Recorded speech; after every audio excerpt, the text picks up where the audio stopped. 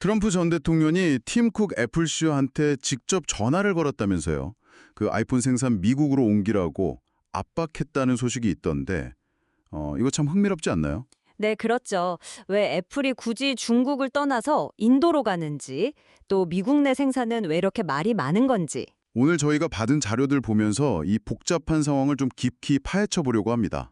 네, 이게 단순히 뭐 기업 하나의 이전 문제가 아니죠. 그 미중 갈등 같은 지정학적 문제, 기술, 정치 이런 게 다 얽혀 있거든요. 맞아요. 그리고 결국 이게 우리 소비자에게 어떤 의미가 될지 그걸 알아보는 게 이번 이야기의 핵심 목표라고 할 수 있겠습니다. 파고들면 이 글로벌 공급망의 어떤 거대한 변화랑 맞닿아 있는 이야기입니다. 그렇군요.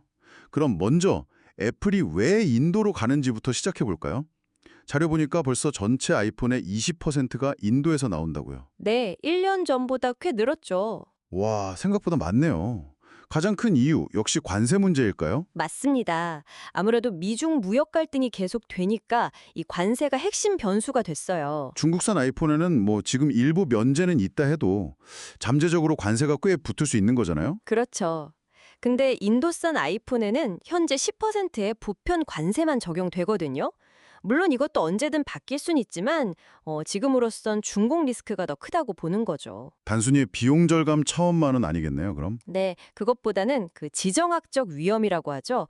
미국이랑 중국 사이 긴장 높아질 때 생산 차질 생길 수 있는 그런 위험을 좀 분산하려는 그런 전략적 선택으로 보입니다. 그런 와중에 트럼프 전 대통령이 팀 쿡한테 직접 전화해서 약간 볼멘 소리를 했다는 거 아니에요? 네, 공개적으로 밝혔죠.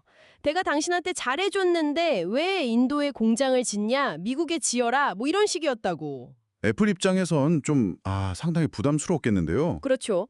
트럼프 전 대통령의 그 미국 우선주의 정책하고 바로 연결되는 압박이죠. 자국 제조 부활, 일자리 창출. 네, 그걸 최우선으로 내세웠으니까 애플 같은 이런 상징적인 기업이 해외로 생산을 늘리는 건 그냥 넘어가기 어려웠을 겁니다. 상당히 정치적인 메시지가 담긴 행동이죠. 뭐 이유는 알겠는데 근데 왜 미국에서 만들기가 그렇게 어려운 걸까요?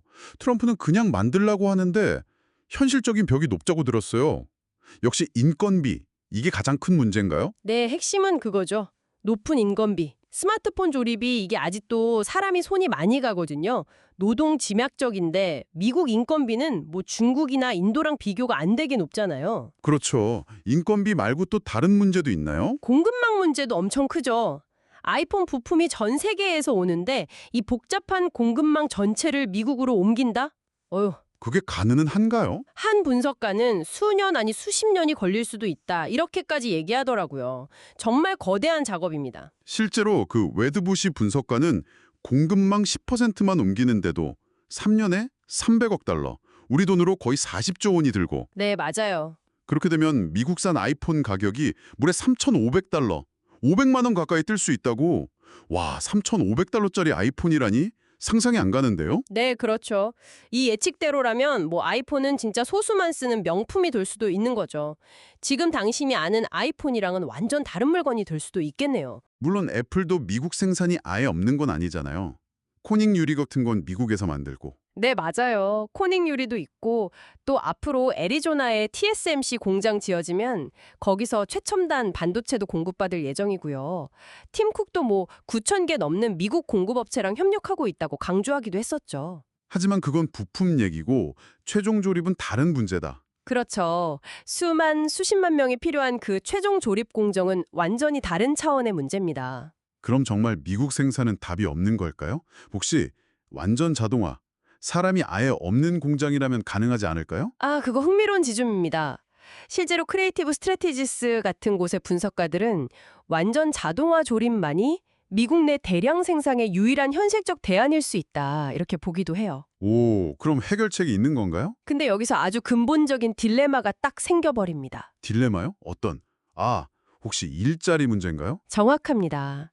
미국 내 생산을 요구하는 가장 큰 이유 중 하나가 미국 노동자를 위한 좋은 일자리 창출인데 완전 자동화는 오히려 사람 일자리를 없애는 방향이잖아요.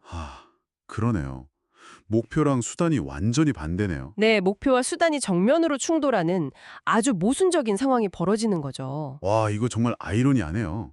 자, 그럼 정리를 좀 해보면 애플은 관세나 지정학적 위험 때문에 생산 기지를 이제 인도로 옮기면서 다변화를 하려고 하는데 네, 그렇죠. 한편에선 미국에서 만들려는 강력한 정치적 압박이 있고 근데 또 정작 미국 내 생산은 높은 비용, 복잡한 공급망 그리고 이 자동화의 딜레마 때문에 현실적으로는 거의 불가능에 가깝다.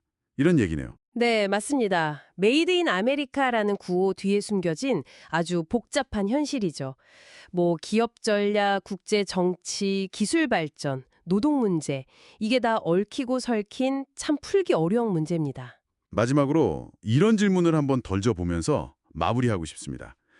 만약에 첨단 기술 제품을 미국 안에서 만들려면 이 높은 비용 때문에 완전 자동화 없이는 불가능하다고 쳐보죠. 네. 그런데 그 자동화가 결국 일자리를 늘리는 게 아니라면 과연 21세기에 메이드 인 아메리카라는 이 레이블은 무엇을 의미하게 될까요? 단순히 생산지가 어딘지 표시하는 것 이상의 좀 더 깊은 고민이 필요한 시점이 아닌가 싶습니다.